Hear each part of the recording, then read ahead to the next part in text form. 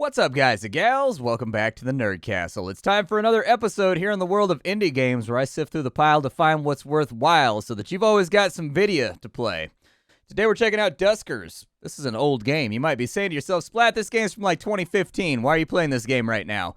Well, the developers are back. I actually streamed this game for a little bit a few days ago, and the developers swung on through, and they've resumed development of the game after stamping 1.0 on it and moving on. They've started working on a spiritual successor to Duskers, and at the same time have begun kind of patching the game again and fiddling with it and adding new stuff. So I figured I would do another video just to keep you appraised of that fact. Duskers, if you don't know what Duskers is, it is a roguelike that is very, very unique. In fact, it's unique in a way that really only Screwfly games are. This game is kind of like Neo Scavenger, it's kind of like Dead Knot, it's kind of like Fear Equation. It's a immersive, very weird roguelike that really goes its own way and does its own things, and you guys will know by now that I'm a big fan of novelty. Like, I can definitely cover and show off another Souls-like. I can definitely cover and show off another roguelike card game. I don't mind, but those games are all kind of drawing from the same Slay the Spire, Dark Souls well, and it gets a little bit old after a little while. Duskers is not that game. This is a game that very much struck off in its own direction. You are the last human in an empty galaxy, and you don't know exactly what happened. You've awakened from cryosleep, and the entire galaxy is empty.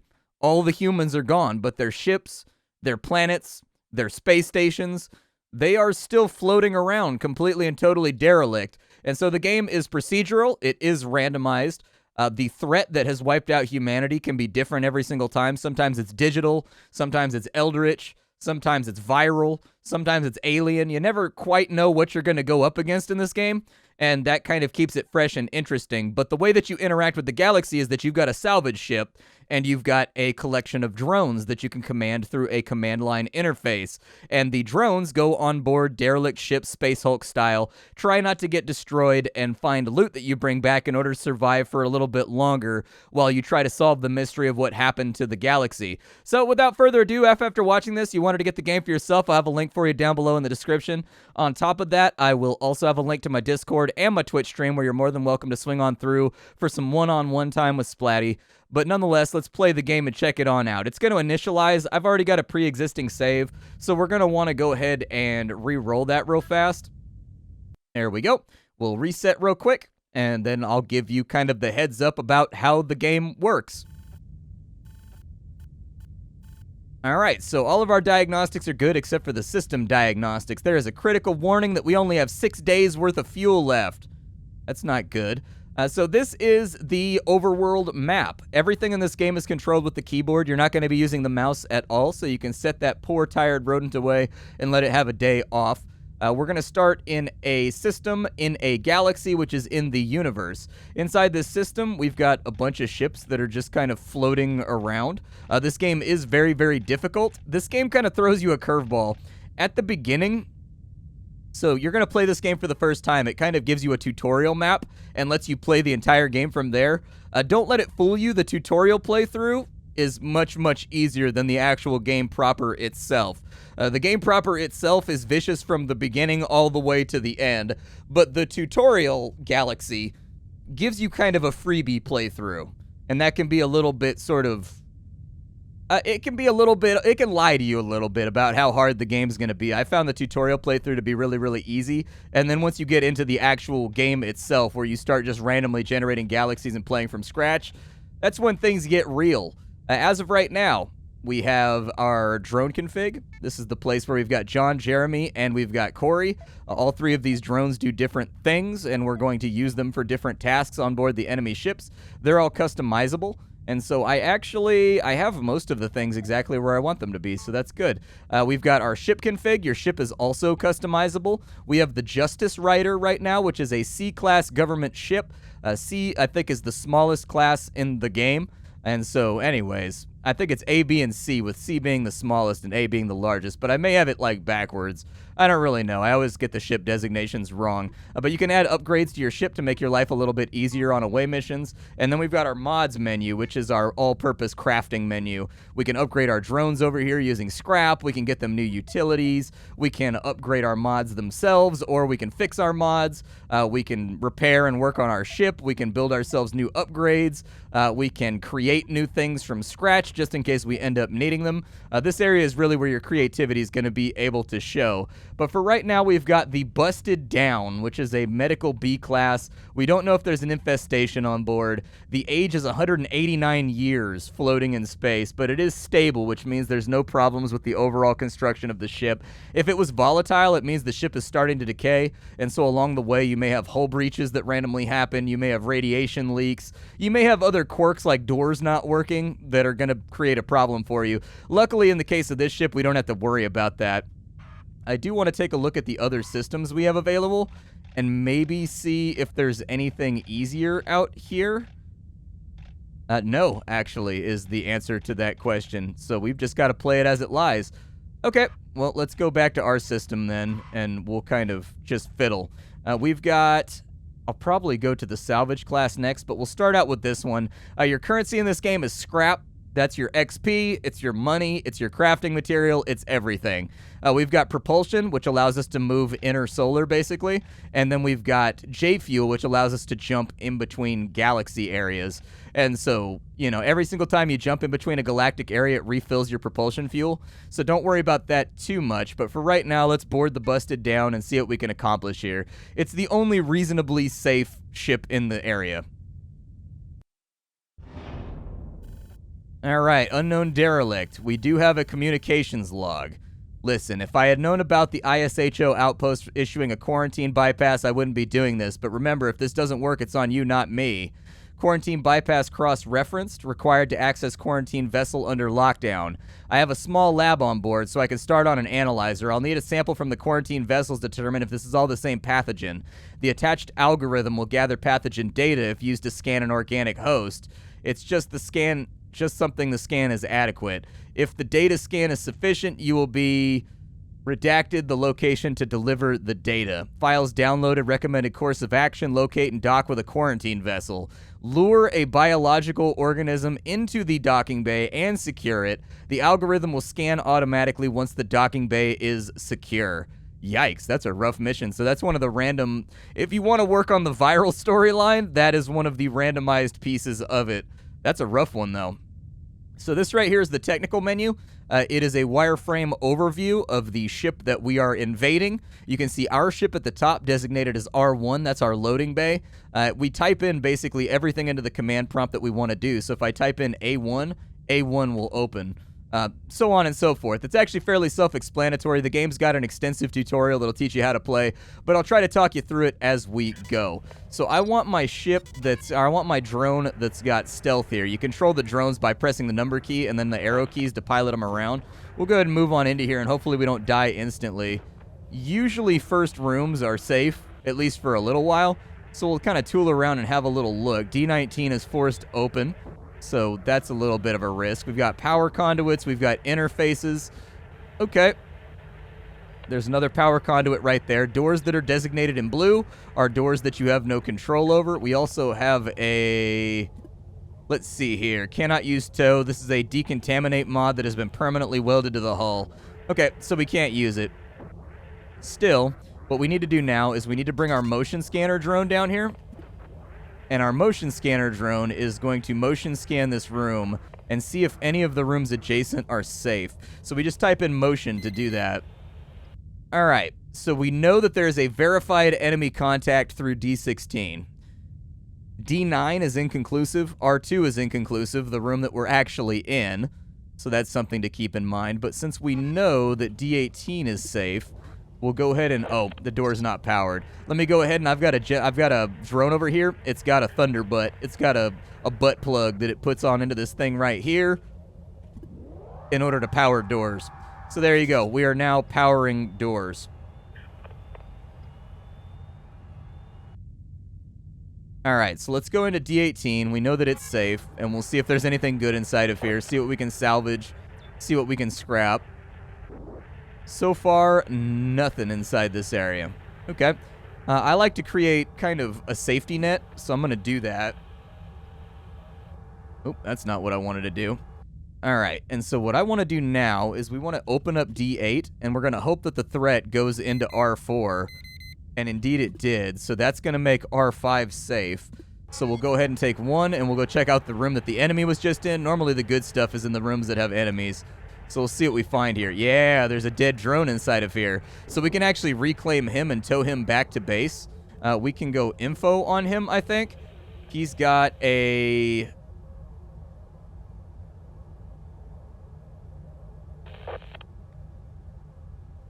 Let's see what he's got in his pockets. So he's got a sonic. So create a sonic pulse that repels organic threats. That's not that helpful. I was hoping he would have an interface mod or a scan mod, but that's okay. Randomness is a big part of this game. You never quite know what you're going to get. Let's look at, let's see here. I could go into R6. Let's go ahead and create an airlock so that they can't get to my other drones if this goes poorly. And then on top of that, I'm going to put him into stealth mode, so he's now invisible. We're going to go D15, and we're just going to have a look real quick. Okay, so the room is safe. We know that the room is safe. Let's go ahead and close that off. We'll go stealth mode off. And then what I need to do is I need to bring motion scanner bot down into R5. So we're going to go navigate 3 to R5. His motion scan only works if he's stationary. That's one thing to keep in mind. And then we're going to jump on him real quick. We're going to have him motion scan. This is a game that really tests who was paying attention during their Mavis Beacon typing lessons. All right, so we know that that bottom room, D21, is safe. So let's go ahead and check that. Anything good in here? Come on. We've been striking out nonstop this entire playthrough. We've been in this ship for like 10 minutes and we found only a drone. I need some more goodies. I'm looking for the fuel repository. I'm looking for, you know, anything that can help me out here. We don't know if that room is safe.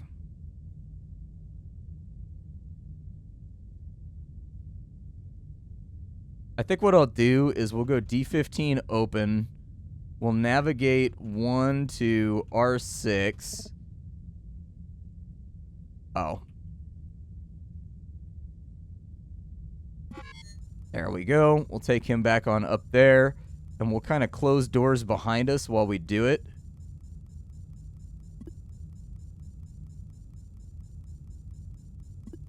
I'd like to check this room up here. So I'm going to go ahead and we're going to put ourselves in stealth mode. Open up D5, see if there's any threats in here.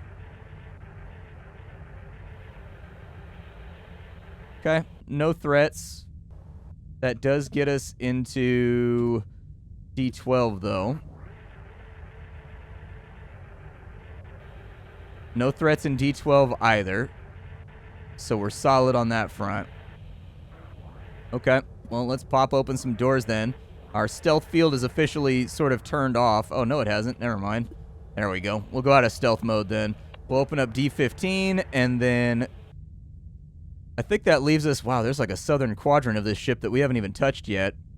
Okay, well, let's take our generator then. We're going to unattach from that one over there, and then we're going to booty attach to this guy down here.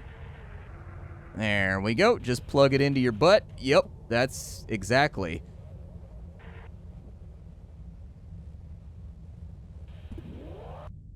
Okay, and so that has now given us access to the lower section of the craft.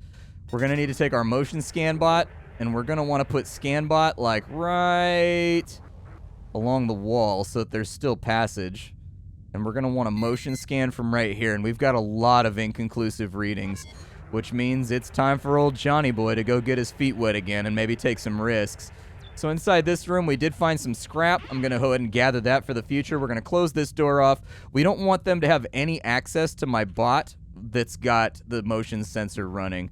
So now what we need to do is we need to look inside of D7. There is indeed a threat inside D7, so we don't want to be inside of there. That's all bad. What we can do, though, is let's check D4. Oop, that's not what I wanted to do. D4 is also unsafe. So that's bad. That's really, really bad. What that means is, ideally, I would like to trap the bad guys inside R9, but since we're getting inconclusive scan readings, there's no way for me to verify that they're actually trapped inside the room.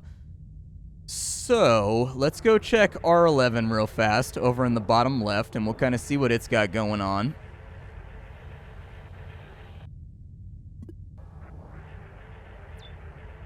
There is some scrap down here, so that's a nice find. However, we have not found the fuel room or anything of the sort. What I'd like to do here is I'd like to scan this next room, but I don't know if I'm going to have enough room to get by the bad guy, so they can see you if you're in stealth mode and you get too close, depending on what type of threat they are. So ideally, I want to trick the enemy into coming into this room so that I can check out the room that's through D11. But this is a risky affair. This is a very, very risky affair. Technically, I could suck the enemy out the airlock that's in A3, but any loot that's inside that room will be summarily lost if I do that. All the loot gets sucked out with him. So we're kind of at a catch-22 right here where we got to take big risks if we want this to work. The other option is thusly. We could try to trap them all inside R4. That is an option. However, it may take some time to get that done because they all have to randomly wander in there of their own volition. And so it may or may not work.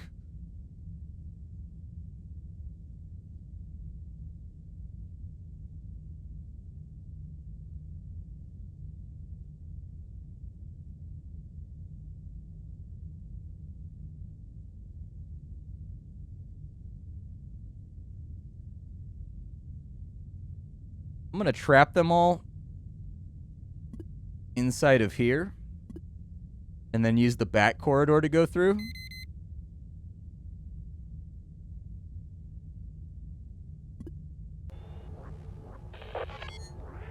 I don't know if I got the right one, but that's what stealth mode is for. I did not get that one, but the fuel repository is in there. Okay. Let's turn off the stealth field. Oh, did you stop scanning? Don't stop scanning. That's a mistake. Why did you stop scanning? No, you should continue scanning. I need you to be, like, constantly scanning.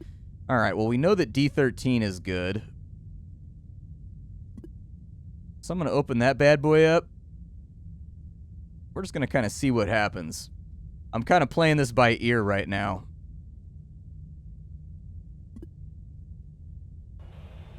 Alright, now we pop open D11 again after we stealth field up.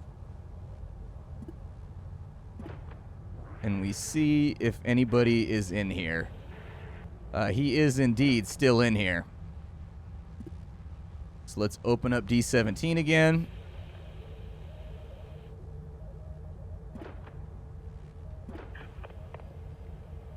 Alright, so I think we got him out. We did indeed. So, at the bare minimum, we have access to the fuel repository, which is good. I don't know if the one that was in D13 is still cleared out of D13. There's no way to say. But we did get access to the fuel repository by ducking these idiots, so that's good. Let's go ahead and steal this right here. We got no fuel, so all that effort was effectively for nothing. Way she goes sometime, Rick. Way she goes sometimes.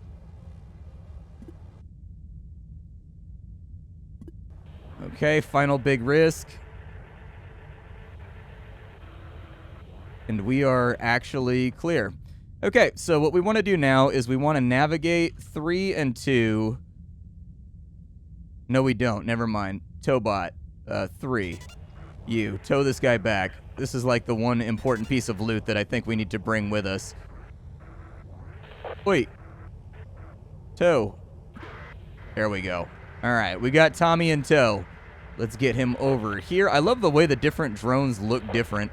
Like, every single drone kind of has, like, there's like 5 or 6 different little drone graphics you can get. So I'm happy with where they're at. Now I need my generator bot to get back over here, because what we're about to do is going to be a pro gamer move. We've got to go rescue our one bot from over on that other side. So we're going to close off the airlock. And what I can do is I can redock the ship at A3 so that they can get easy pickup for our one bot. It's also possible to commandeer these ships. I did want to mention that, as you're not stuck in the ship that you start with. You can commandeer this ship if you want, but you have to, there's a stipulation here. You have to kill everything on board. And since we don't really have any weapons right now, and we don't really have any utilities other than sucking them out of the airlock, which, as it turns out, sucking them out of the airlock was the best plan I could have possibly gone for, because there was no loot in that bottom room anyways. Entirely pointless. But that being said, you can commandeer these ships just in case you wanted to get yourself a new ship with, like, better storage capacity or, like, more mod slots or whatever else. This game also has a scripting system under the alias command where you can assign certain words to engage certain tasks. So, for example, if I want every single one of my drones to run back to the airlock and hide in the ship, I type GTFO, because you can script that. The game actually gives you a tool to do that. So anyways, we'll close off A3. We're about done here, and we're going to exit this location. We only got 2 scrap. We only got 1 free drone with a mod that's not altogether that useful as of right now. But it's better than nothing. All right, so our first ship has been a plumbed. I would have liked to have taken, this Salvage C-Class. All right, let's go over here. We're going to go to the C-Class. And we're just going to board it. I don't see any reason to take our time or be slow. This drone is disabled, so we are going to have to apply, like, some resources in order to fix it. But we're going to leave him all busted in the corner, because honestly, I don't know if I'm going to salvage him or not. You can get 7 free scrap for killing a drone. And so, like, I tend to salvage most of the drones I find. All right, so there's scrap in room 2. Schematic has been updated. Unknown infection on board. Age 210, so it's volatile. That means that we need to work fast. The longer that we're on this mission, the more the ship is going to fall apart and the more things are going to go wrong.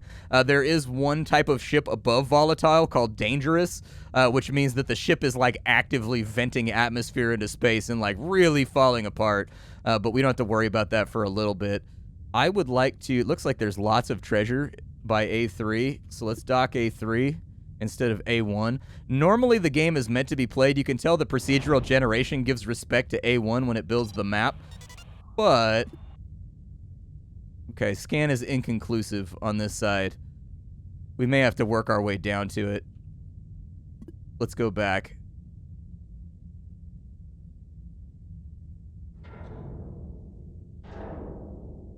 Okay. So I want my motion bot to scan away. We also have inconclusive readings from A1, so this is going to be a fun ship. I can tell already. This is going to be a fun boy ship. I may walk through this door and get instantly just annihilated. Inconclusive readings are weird like that. Alright, so scrap ship did not lie. It definitely has scrap on board. Much scrap on board, in fact. We don't know if there's a hostile threat in this bottom corridor, but I'm going to check it anyways. Okay, so far so good. It's not looking too bad. We do need to get the generator bot. We need to get him all nice and butt hooked up to the generator. I'm going to go gather all. What that's going to do is he's going to gather everything that he can possibly see that's inside of an accessible area. And then we had a few more inside of here too. So let's go ahead and siphon off the fuel, and then we'll get the remainder of the scrap. No jump fuel, no propulsion fuel, unfortunately. Kind of a bummer right there. We're not getting a lot of good pulls. We do have a dead drone right here that I didn't see. Let's see if it's got any good mods. It's got the pry bar mod. That's not a bad mod, actually. The pry bar mod, it allows you to pry open doors that are unpowered. So it can be very, very useful from time to time. Genbot, it's your time. It's your time to shine, my brother. Come and hook thy booty Thor up to the generator to make it work. Alright, so that gives us access to most of the ship from what I can see. We're going to bring motion scan bot down, and even though these scans are really somewhat dubious, we're going to give it a go to see how safe we are.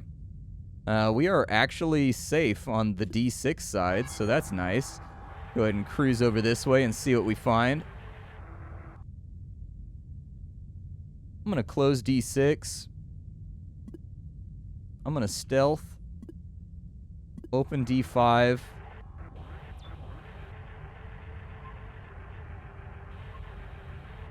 D5 is okay. All right. Well, let's start marking rooms that we've already been in.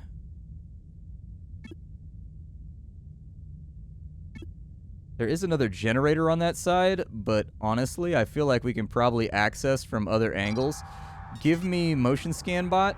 You've got a job opportunity. I need you to come down here and let me know what I'm looking at in all these side neighboring rooms. And I think that right here is perfectly fine. All right, so we have a verified enemy inside of D7 junction. Okay, that's fine. I think I can live with that. I'd like to be able to open D8 and trick him into going in there, but I'm going to need to move my entire generator option around in order to do it. We have inconclusive scans inside that bottom corridor. This is kind of a, shit. There we go. I deactivated my motion sensor on accident. This is kind of a dubious ship, though, largely due to the fact that we don't have a lot of options. So if there's something inside of... If there's something inside of R2, that's going to be really bad, because I'm not going to have a lot of ways to deal with that.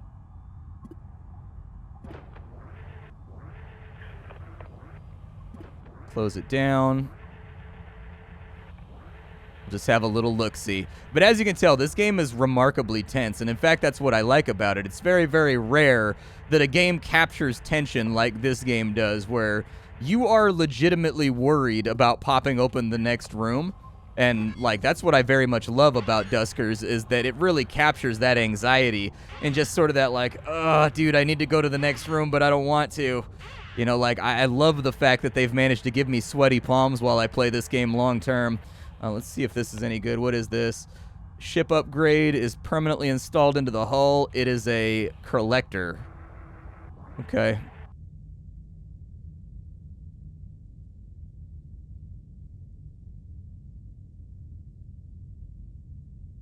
I don't know precisely how I want to do this.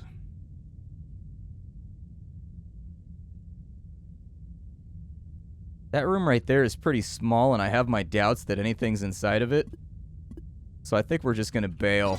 Those smaller rooms don't really tend to have much inside of them. And so, like, I sort of feel like it's not going to have anything in there, and I'm going to go to a bunch of effort to try to trap the monster that's inside that room inside of, like, this room. And then I'm just going to, like, regret having wasted my time.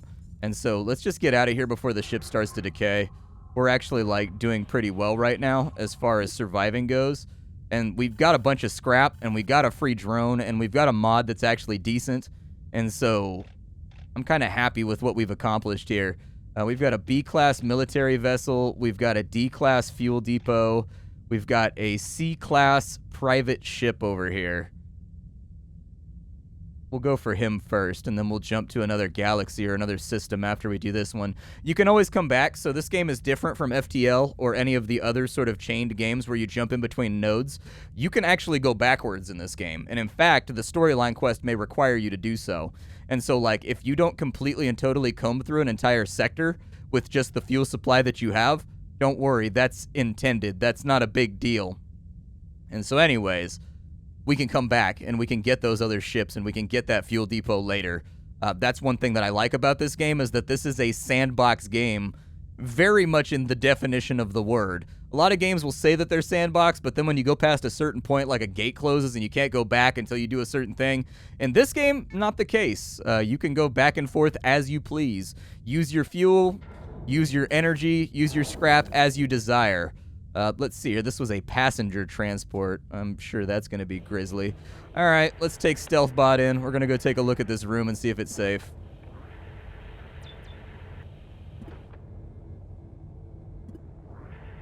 It's kind of risky me walking in here without my stealth activated, but, you know, I like to live life on the edge. I like to push it to the limit. Walk along the razor's edge. Don't look back, keep your head up, you can win it. All right, so let's go ahead and with Jeremy, we'll bring him over here and we'll hook your big old thunder dunk on up to the generator and see what that does for us. All right, thunder dunk attached. Corey, step on in here. Give me a motion scan, motion man. There is a verified enemy inside of R5. Okay. Let's go ahead and gather all in this area.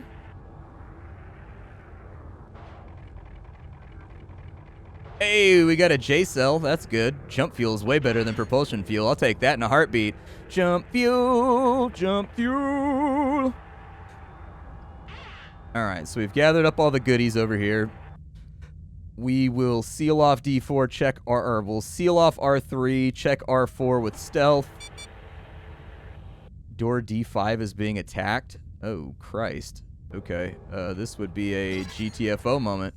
Everybody get out. Apparently they're trying to break through that door right there. Jeremy, you've got a second. Get back over here. Generator that. We need a D4. There we go. Now get back to the airlock.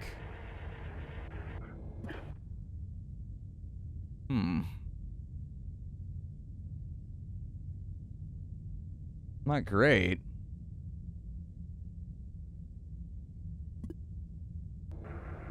Wonder how long we got till the door dies.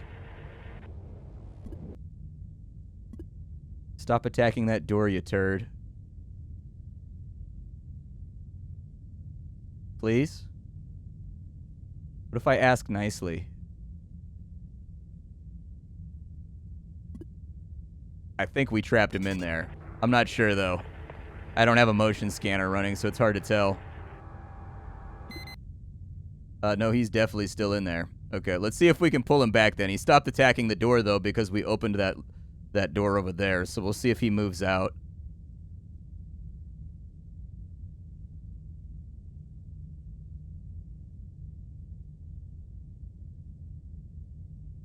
Come on, go for it.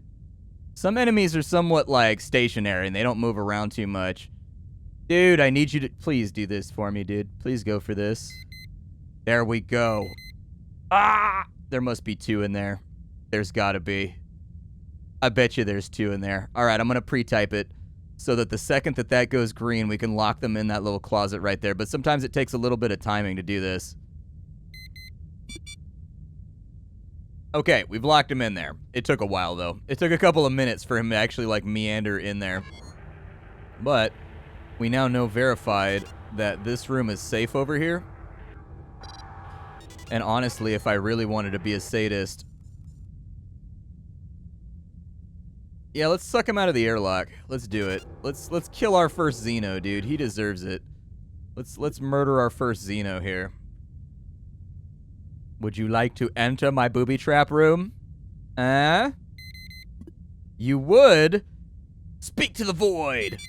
I'm dying! Explosive decompression! That's what you get, nerd. Get explosively decompressioned. Alright, let's go see what's in this room up here before we call it a day. But yeah, this is Duskers. I think this game is absolutely fantastic. I could not be happier that the developers are back to, like, fiddling with it, which implies there may be some more content, you know what I mean? Like, already they've added achievements and a bunch of other little things. Of course there's nothing inside that room. My life would be too awesome if there was something inside that room. But my name is Splattercat. I sift through the pile to find what's worthwhile in the world of indie games every single day so you don't have to. Today up on the chopping block we had Duskers. The only complaint I really have about this game is RNG. That's pretty much it. It's definitely possible that you will get some starts that are like 800% more difficult than other starts. Like, you can get some really nasty sort of unwinnable campaigns in this game, but then again, that's why people play roguelikes, so I feel like, you know, for the target audience that the game is made for, that's not really so much of a complaint as it is like an observation for prospective buyers. Like, there's always a chance that you're going to get a bad map that's just not going to work out for you all the way through, and it's going to be a death slog as you basically just struggle to keep from losing as long as possible. It's also super possible that you get crazy easy playthroughs where, like, in the first room you get like a scan mod and an interface mod, which basically guarantees you're going to have a super, super easy playthrough because those mods are really powerful. So anyways, that's really the only observation I have about it. Other than that, I think it's a wonderfully immersive, fantastically atmospheric roguelike, and I'm glad I got to show it to you again after all these years. I'll see y'all tomorrow with something hot and fresh off the indie skillet. Don't forget to leave a like if you enjoyed the video. It helps me out as a content creator. And that's all I've got. Bye, everybody.